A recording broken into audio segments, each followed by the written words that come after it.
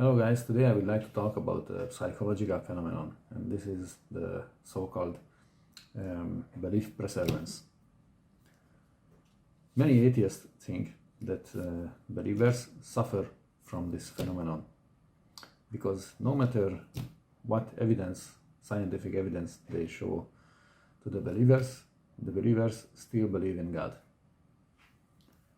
And when they ask the evidences for God from a believer, believers always coming up with scientific things. So they conclude that the reason why believers believe in God, because they doesn't understand some process in nature, for example, and they instantly think that the reason why this or that happened in nature because of God. And this is a huge mistake, because you should ask a believer why they always coming up with scientific evidences. The reason why they coming up always with scientific evidences, because they know that atheists accept only scientific evidences, but believers has different type of evidences also, non-repeatable evidences. And when the topic comes to God, suddenly atheists doesn't accept non-repeatable evidences, while if they go to the court, they accept the non-repeatable evidences. So atheists are hypocrites in this field. I prepared something from my own family. There was an event which is non-repeatable evidence to prove the realm of demons and the existence of God. But then I saw another short film about Richard Dawkins, that someone asked him, what would convince you to believe in the existence of God? And then he said, oh, if I would hear, better if I show you the video. Remember when Richard Dawkins gave powerful arguments against the existence of God? Neither do I. What sort of evidence could God give Dawkins that could convince Dawkins to believe in God? Well, I used to say it would be very simple. It would be a second coming of Jesus, or a great big deep booming bass Paul Robeson voice saying, I am God. He used to say that the second coming of Jesus or an audible voice from God would convince him. But then he realized that these things wouldn't convince him at all. Even if there was this booming voice and the second coming in clouds of glory, the more probable explanation is that it's a hallucination or a conjuring trick by David Copperfield or something. Notice, if God did speak, and if Jesus did return, coming on the clouds of heaven with legions of angels, Dawkins still wouldn't believe in God, because a more probable explanation to him would be that it's all a hallucination or a magic trick. But they're not finished. So if you walked out and there were these globes that were spinning around that said, I am God, believe in me, or the famous Krauss thing, you walk out into the sky and it spells out in the stars in different languages, I am God, believe in me. So now we walk outside and we see a message written in the stars. The stars have been rearranged so that they spell out, I am God, believe in me, in multiple languages. Surely that would convince these guys who always go where the evidence points, right? Any aliens who could actually visit us would have to be so far beyond us in their technology that they probably could manipulate the stars to spell out words. Or what would convince him? Well, I'm starting to think nothing would. Nothing would. Why? Because they've adopted a methodology that is completely impervious to evidence. So as you see, atheists also suffer from this psychological phenomenon, that no matter what, they always would preserve their beliefs. And this is a huge mistake. Just in case, I tell you what happened in our family, and I would like to tell that this is not the only case what I have.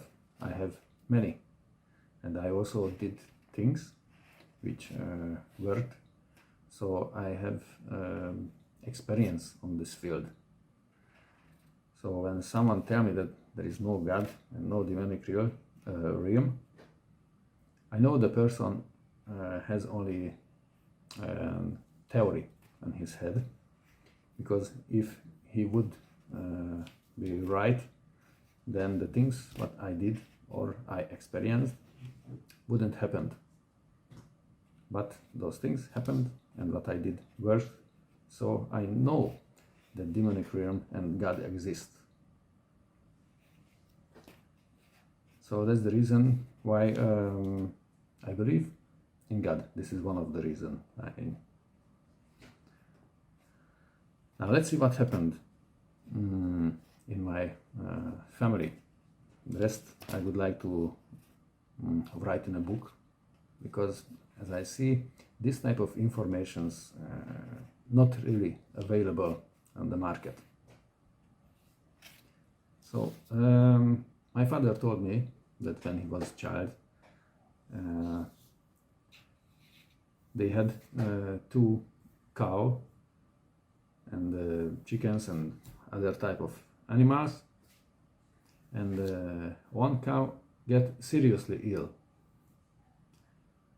and his mother went to the mountains, because she knew there a person who understand those things, how to take off curse from an animal of a person. And the person said that he need 2 days to prepare himself. So my mother went home. They waited for the person. The person arrived after 2 days and started to prepare a ritual. The person took bloody milk from the cow and mixed it in a bowl with the brain, and then he put a knife into a fire.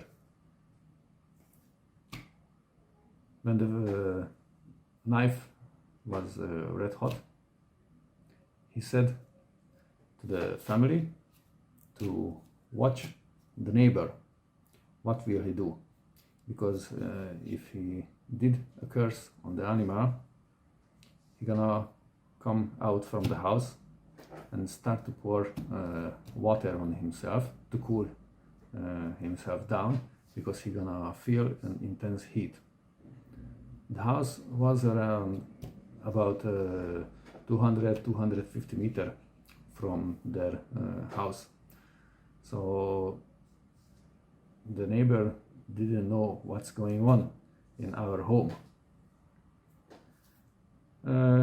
Then when everyone was watching the neighbor, the person took the knife out from the fire and put it in this mix with the bloody milk and the brain, and start to say something in a language that they didn't understood. Shortly after this, the neighbor came out, went to the well, and started to pour on himself many buckets of cold water from the well. After this, the person said, okay, so now we see that the neighbor put curse on the cow. If the person till the next day morning not gonna take off the curse from the cow, the person gonna die on the next day. Okay, after this, the person left, and everybody just did their own daily things, and later they went to sleep. Around 3:30 or 4 o'clock, they woke up because the animals were noisy. The dog was barking, so my grandpa went out to check what's going on. He thought that there is a thief, and then he saw the neighbor. They start a conversation, ask what is he doing here in the early morning. Of course, the children and everybody was curious with who talking. My grandpa. And they also went out. They saw that it was the neighbor. So the grandpa asked, what are you doing here? Why do you come so early morning to us? And he said, oh, I just came to feed your cow because I saw that the cow is very sick. And he brought one handful of hay in his hands. Then my grandpa asked, okay, so you come to feed our cow, but why didn't you knock on our door? Why didn't you ask if you can come in or anything like that? Because that's the proper manner to do, not just go inside to someone else's property and do what you want. He said, yeah, I know that, but I didn't want to wake you up. My grandpa said, okay, then go ahead and do what you want to do.